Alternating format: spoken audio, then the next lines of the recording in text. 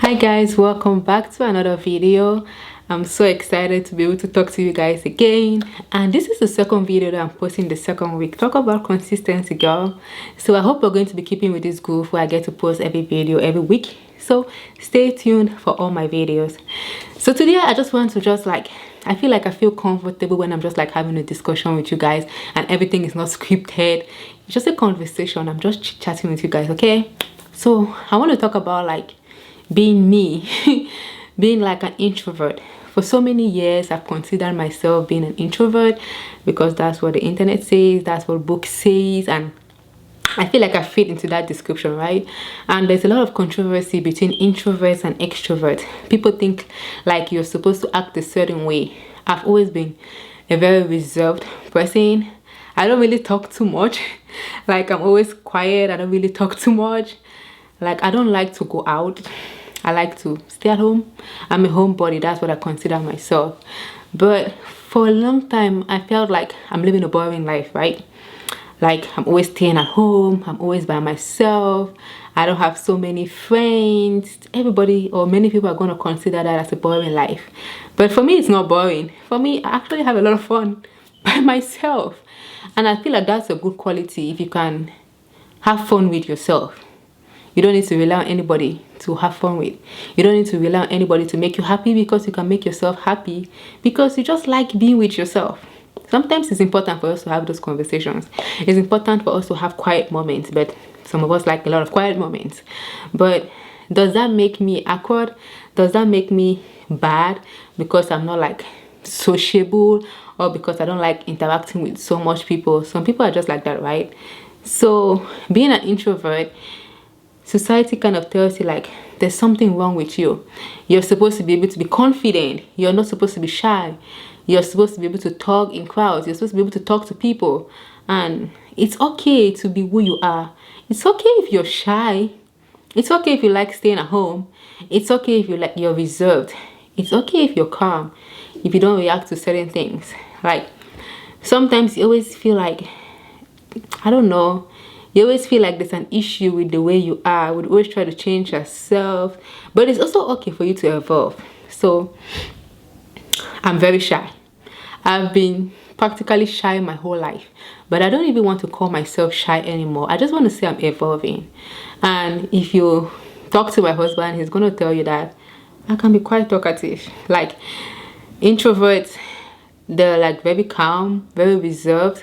But when they open up to you, then they talk. And people think that introverts don't talk a lot. We talk a lot. We just talk a lot in our mind. I have a lot of conversations with myself up here. There are so many things that I want to tell somebody, but I don't just tell them like to their face. I just like talk to myself up here. So we have a lot of conversations, right? But we just have a lot of conversations with ourselves. So for a long time, I've been really, really shy. I'm very scared of the crowd. Even now, I'm still scared of the crowd. I just decided to come out of my shell, right? Because the only thing constant in this life is change. And I decided to just like make this change. I just want to be more outspoken. I just want to be confident. I just want to not be this shy, timid person anymore. And I also want to be able to say no. I think I'm going to have a whole different topic about the power of saying no, because like for me, I've had this big issue with saying no. And I don't know whether it's because I've been scared of people, as I said, introvert, calm, reserved. I've been scared of like expressing my opinions, and I feel like those things hurt me a lot because I could not really tell people how I feel, because people cannot read how you're feeling, right? You have to like express yourself. If you don't tell somebody how you're feeling, how are they going to know? They're not like experts. They cannot read your mind. You have to be able to share. So that is something that I realized like affected my past relationships. So coming into my marriage, I was like, I have to be open. I cannot be this shy, timid person. I have to be able to tell my husband like what I'm feeling, why I'm feeling this way, to express myself, because I don't want to be wallowing in pity or in anger or agony because I expect my husband to know the way I'm feeling, even without me expressing myself to him. So it's okay to be an introvert, but I feel like it's also important to be able to express yourself, to be able to tell people how you're feeling. You can say that in a calm and nice tone, but it's okay for you to be able to express yourself and say how you're feeling. And it's also okay to be an introvert. It's okay to be a homebody. I have fun by myself, with myself. People will probably consider I live a boring life, but I don't know if it's a boring life, but I like my boring life. Okay, it just gives me peace. Like, I don't argue with a lot of people. I don't have so many people in my circle, so there's not a lot of drama in my life. Like, I don't have a lot of things to compare with. I don't have a lot of people to compare with, because I'm just genuinely living my life. I'm doing what makes me happy. I don't like to listen to gossip that much, because I don't have time to be thinking about other people's life. I've got a life to live. So I think living a boring life sometimes is nice. It's not that bad to live a boring life, because society makes it like you have to live an interesting life. You have to go out, have fun, be sociable, like do certain things, but you can still live a calm, quiet, and reserved life and be fulfilled and feel like, yeah, and feel fulfilled. Like, there's nothing wrong in being an introvert. There's nothing wrong in there's nothing wrong with staying by yourself. And I also think that the really good thing that I like about being an introvert is the fact that I'm very, very calm. Like, I think one of the qualities or good qualities that I can talk about myself is how calm I am in a lot of situations. My husband sometimes he gets so pissed to me because, like, you're so calm. Like, nothing like makes you panic. Like, you're calm in every situation. I feel like it's a good attribute, if you ask me, because it helps me to be able to think of things, to be able to listen. When somebody is talking, because I'm calm, I'm not irrational, I'm able to listen. And I'm able to listen, and I'm able to process, take time for myself to process, to think about stuff, say things in my head, say all the bad things I want to say to your face, but I say them to myself. First, calm my thoughts. I'm collective. I'm like, should I say this?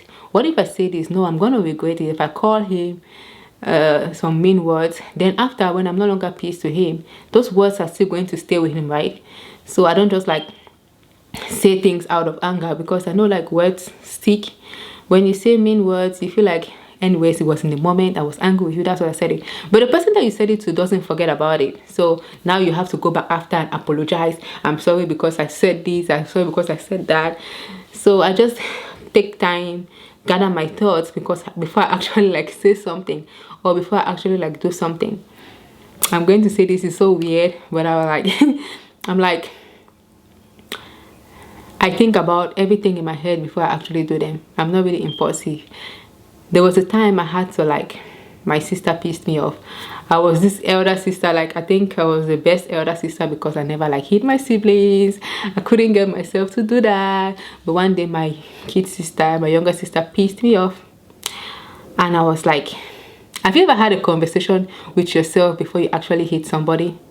Yeah, that was me.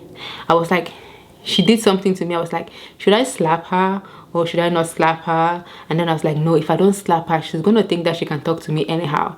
But I was like, if I slap her, then she's going to know who's boss, right? I'm her elder sister. She has to respect me. I actually had this conversation in my head before I actually slapped her. I was like, when I tell people this, they're like, really? Like, who thinks about slapping somebody before they do? It's actually like it's always like an impulsive action, right? You're angry, boom, before you be like, oh, I'm sorry, that's why I did that. But I actually had a conversation with myself before I actually did that. So I think like being an introvert makes you like think about things, think about the consequences before you actually do them, and being patient in life. Like, being patient, try to fix the problem instead of thinking about the problem so much, instead of thinking about a way to like fix the problem. Because I think that if you keep thinking about the problem, it's not going to fix itself. You need to find a solution. If you're not happy with your job, you need to find a solution. If you want to move, then look for a better job and quit. If you keep thinking, oh, my job did this, or I don't like the people in my job, or I don't like my boss, and you're still staying in the job, guess what? Who is losing? It's you, because you keep complaining, but you're not doing anything to move out of that situation. So I don't find any pleasure to keep dwelling on the problem. I just think about trying to move away from the problem, so I'm not going to be upset anymore. Life is going to be very easy that way if you think about always finding the solutions or trying to fix an issue that doesn't make you happy, instead of trying to dwell on the problem, because guess what? The problem is not going to fix itself. Okay, baby, it's not going to fix itself. You have to like make a conscious decision to be able to like fix the problem. That's what happens in a lot of situations, in marriages and a lot of things like that. So like, you know, getting married young, I'm going to be 27 this year, guys. I'm not even young anymore, but I've been married for almost 5 years. Getting married young, I had a lot of things and expectations that I had from my partner, right? And I was like, why is he not doing all these things? He's supposed to do this. He's supposed to just buy me a gift. He's supposed to know that I like this. But I thought about it, right? I was like, instead of going to him with like, why are you not doing this? Like a Nigerian pastor, I think his name is Pastor Kingsley. I watched some videos and I also thought to myself, like, am I giving him what he wants? Because as women, we tend to be selfish sometimes, right? We're like, why is he not doing this? Why is he not doing this? But are you doing it? Are you also giving him what he wants? Because guys tend not to talk a lot, so they don't really share like things that they want so much. And guys don't really want a lot. They don't want a lot. Women want like 100 things. They don't really want so many things, so it's really easy to kind of please them. But like, what are you not giving him to? Because I keep thinking about myself, what I want. What about what I'm giving? So I try to start giving, because I feel like if somebody loves you, if you also give them what they want, they're just going to reciprocate it. That's the truth. They're going to reciprocate it. And I realized that when I started giving him what he wanted, then he started giving me what I want. So sometimes you have to think a bit. Stop trying to think that the other person is wrong, the other person has to fix his or her issues. Sometimes you just have to be the bigger person, or sometimes you just have to think about it and fix something that you're not doing, and the other person is going to reciprocate. So guys, don't forget to hit the subscribe button, leave a thumbs up, and hit the bell button, so whenever I post a video you're going to be aware. Also, drop me a comment in the comment section. Are you an introvert or are you an extrovert, and what qualities do you think that qualifies you as an introvert or extrovert? And tell me like, what do you like about being an introvert, and what do you hate about being an introvert or an extrovert? So I'm going to see you guys in the next video. Bye.